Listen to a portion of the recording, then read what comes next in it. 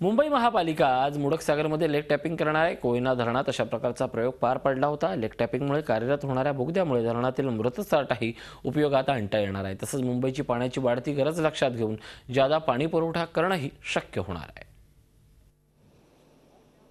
मुंबईला पाणीपुरवठा करणाऱ्या महत्त्वाच्या धरणांपैकी एक असलेलं वैतरणा नदीवरचं हे मोडकसागर धरण 1,28,000 दशलक्ष लिटर पाणी क्षमता असलेल्या धरणात वरच्या बाजूला असलेल्या अप्पर वैतरणा आणि मध्य वैतरणा धरणातूनही पाणी आणलं जातं।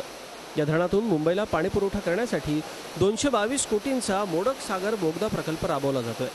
या प्रकल्पाच्या अखेरच्या टप्प्यातला एक महत्त्वाचा भाग म्हणजे मोडकसागरमधलं लेक टॅपिंग।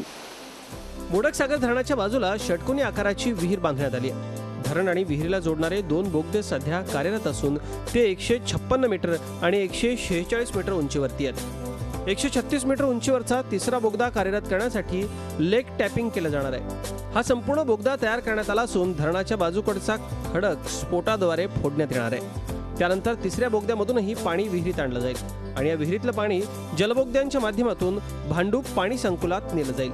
136 लेवल आहे, एवढ्या खाली लेवलपर्यंत आपण पाणी कधी नेत नाही आहे।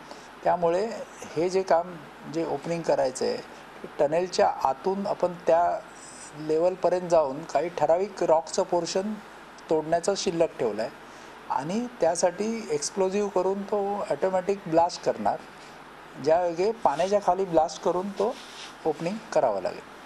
या लेक टॅपिंगमुळे कार्यरत होणाऱ्या बोगद्यामुळे पाणी टंचाईच्या काळात धरणातला मृतसाठाही वापरता येणं शक्य होणार असल्यानं पाऊस महिनाभर लांबला तरी मुंबईत पाणी कपात करण्याची वेळ भासणार नाही। लेक टॅपिंग करणारी मुंबई महापालिका ही पहिली महापालिका असणार असून यासाठी सुमारे 9 कोटी रुपयांचा खर्च येणार आहे। कोयना धरणात लेक टॅपिंग करणाऱ्या तज्ज्ञांच्या मार्गदर्शनाखालीच मोडकसागरमधील लेक टॅपिंग पार पाडलं जाणार आहे। अनेक जलप्रकल्प पूर्ण करून मुंबईकरांची पाण्याची गरज भागवणाऱ्या मुंबई महापालिकेसाठी लेक टॅपिंगचा प्रयोग हा अभिमानास्पद असाच आहे। पोषण पाटील, झी मीडिया, मुंबई। झी 24 तास रहा एक पाऊल पुढे।